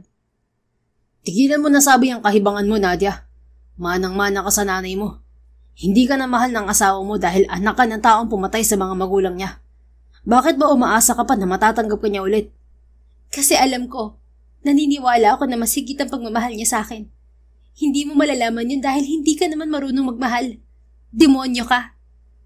Alam mo, hindi nito naituloy ang dapat sabihin nang makarinig ito ng sunod-sunod na putok ng baril mula sa labas ng kwarto. What the hell is that? Kaagad binuksan ng ama niya ang pinto at nagulat nang salubungin ito ng uso ng baril. Kaagad napatayo si Nadia at pinanood kung paano nawalan ng kulay ang mukha ng ama habang umaatras ito at nakataas ang magkabilang kamay. Dad, sinong... Hindi natuloy ni Nadia ang sasabihin nang tuluyang pumasok ang may hawak ng baril. Nagulantang siya nang makitang si Conrad yun. Nakasuot pa ito ng suit at walang emosyon ang muka habang nakatingin sa ama niyang gulat na gulat. Paano ka nakapasok dito?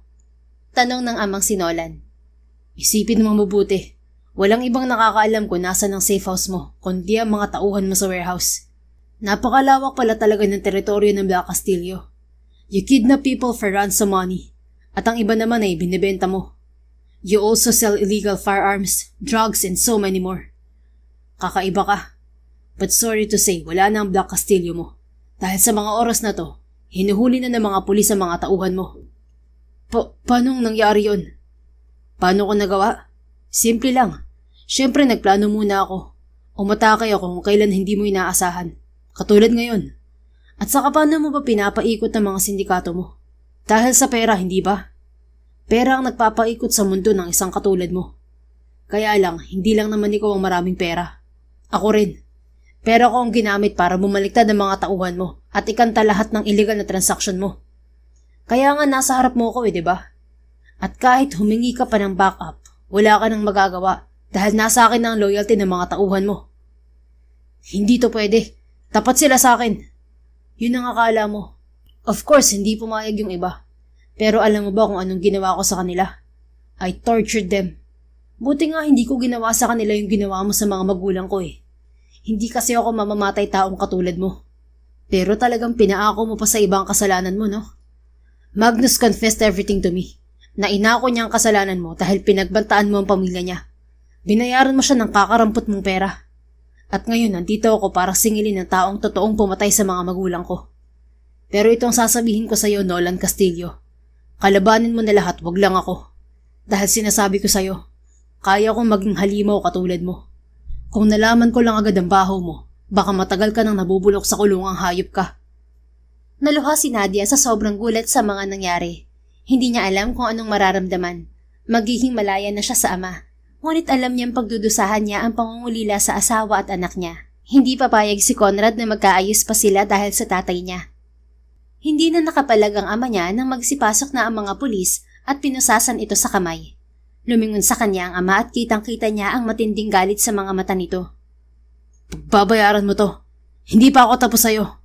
Galit na sigaw ng ama niya kay Conrad. You will rot in jail. Sisiguraduhin ko yan. Doon ka na mamamatay sa katandaan. Maya-maya ay naiwan na si Nadia sa loob ng kwarto kasama si Conrad na hanggang ngayon ay mahigpit ang pagkakahawak sa baril. Kumalabog ang kanyang dibdib nang magtagpo ang mga mata nila.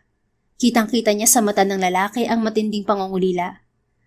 Conrad, I'm sorry, I forgive you, Nadia. Putol nito sa sasabihin niya. Ha? I said, I forgive you. Kung ang pagpapatawad ko magpapabalik sa'yo sa buhay ko, ibibigay ko. Bakit mo sinasabi yan? Bakit gusto mo pa rin akong bumalik sa buhay mo pagkatapos ng lahat ng nangyari? I don't deserve your forgiveness, Conrad. Itinago ko sa'yo ang totoo. 7 taon akong hindi nagpakita sa'yo at sa anak natin dahil kay Daddy. I don't care. I don't fucking care about your mistakes. Mas kaya kong tiisin ang sakit na dala ng mga naging kasalanan mo. Mas kaya ko yun. Ang hindi ko kaya ay kapag umalis ka na naman ulit. Hindi ko nakakayanin kapag iniwan mo ako ulit, Nadia. Pero anak ako nang pumatay sa mga magulang mo. Pero hindi ikaw ang pumatay sa kanila, Nadia, kundi ang tatay mo. Magkaiba kayo. Hindi ka rin lumaki sa kanya. Ang mama mo ang nagpalaki sa'yo at kilala kita mula bata pa lang tayo. Sa palagay mo ba ganoon ako kababaw para hindi ko maunawaan ang rason mo kaya ka lumayo?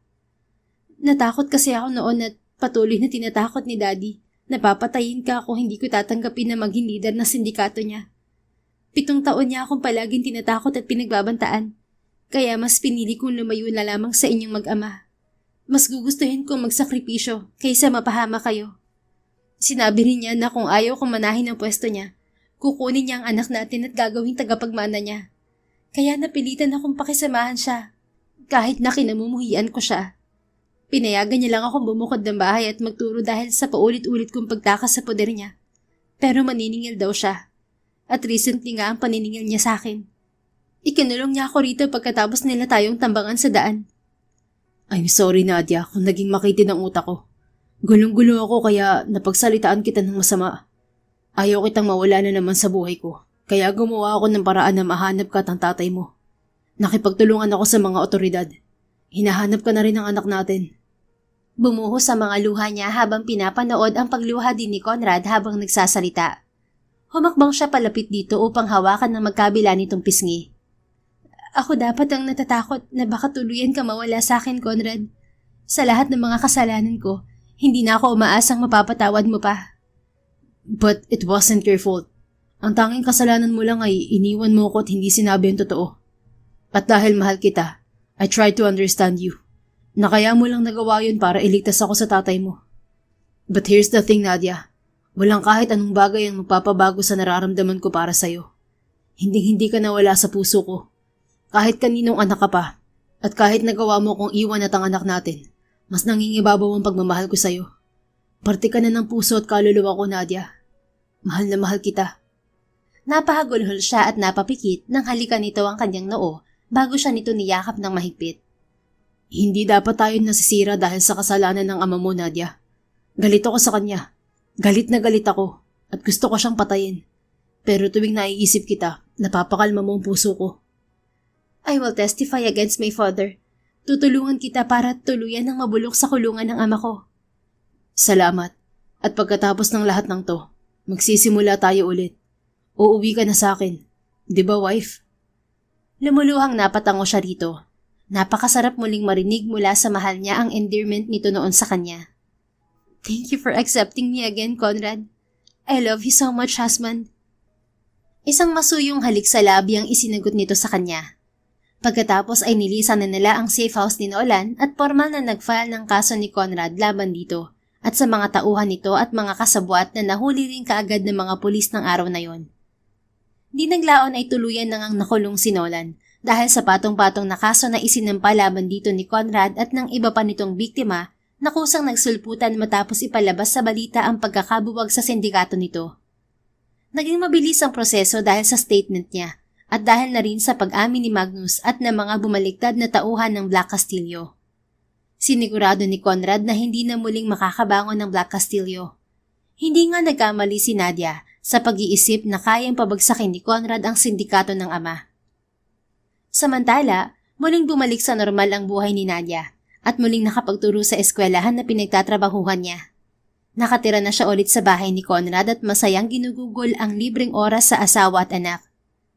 Mommy, alam mo, parang gusto ko po ng kapatid. Sambit ni Clyden habang abala ito sa paglalagay ng kulay sa coloring book nito. Muntik nang masamid si Nadia sa iniinom na orange juice nang marinig ang sinabi ng anak. Katabi niya kasi ito habang gumagawa siya ng lesson plan sa laptop.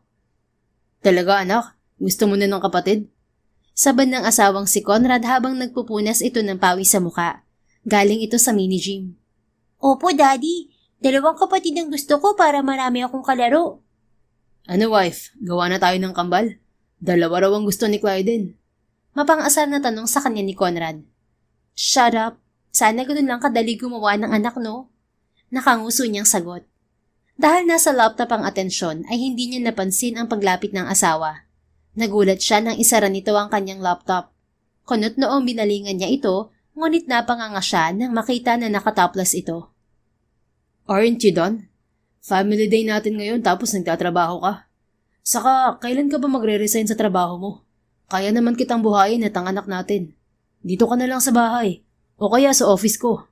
Para na rin makapag-focus tayo sa hiling na kapatid ni Clyden, di ba? Ay, ang init bigla ha. Magdamit ka nga kung ano-anong sinasabi mo. Tumawa siya ng alanganin habang pinapaypayan ng sarili gamit ang mga kamay. Nag-uumigting kasi ang kamatsyahan at kagwapuhan ni Conrad. Matagal silang nagkawalay, kaya para silang nagsisimula muli at laging sabik sa isa't isa. Do you want to start making a new baby? Natatawang hinampas niya to sa balikat. Huwag ka nga ano riyan, nandyan lang ang anak natin. Mag-behave ka nga, puro kakapilyuhan. Pinagod mo nga ako kagabi kaya hindi ko nagawa yung lesson plan ko eh. Pinagod? Sino bang nangalabit sa ating dalawa? Muli niya itong hinampas sa balikat, ngunit tumawa lamang ito at hinalikan siya sa labi. I'm just teasing you para mapunta naman sa akin yung atensyon mo. Oo na, heto na nga at pinapansin na kita. At pag-iisipan ko pa ang sinabi mo na pagre-resign. Pero di muna ngayon na. Pinanggigilan niya ang ilong nito at imbes na mainis ay tumitig lamang ito sa mga mata niya at masuyong hinaplos ang kanyang buhok. I love you so much, Nadia. Hindi ako magsasawang ulit-ulitin na sabihin sa'yo yan. Mahal na mahal din kita, Conrad. Napakaswerte ko sa'yo dahil tinanggap mo pa rin ako sa kabila ng lahat. Hahalikan niya sana si Conrad ngunit biglang sumingit ang anak nilang si Clyden sa gitna nila. Mommy, Daddy, sali ako! Tumawa silang dalawa ni Conrad at lumuhod upang sabay na halikan ang magkabilang pisngi ng anak. Lumipas pa ang 2 buwan at nalaman ni Nadia na buntis siya. At pagkalipas ng 9 na buwan ay pinanganak niya ang isang malusog at magandang babae na sanggol. Tuwang-tuwa si Clyden dahil natupad ang hiling nito na magkaroon ng kapatid. Hindi man naging perpekto ang pagsasama ni Nadia at Conrad. Natutuhan nilang sa kabila ng lahat ng pagkakamali at sakit, ang tunay na pagmamahal ay hindi sumusuko, sapagkat ang pag-ibig na totoo ay hindi lamang nagbibigay ng saya, kundi nagmamahal sa kabila ng sugat, nagpapatawad sa kabila ng pagkakamali, at muling bumubuo ng pag-asa sa bawat pagbagsak. The End. If you enjoyed this story, please don't forget to like, subscribe, comment, and share.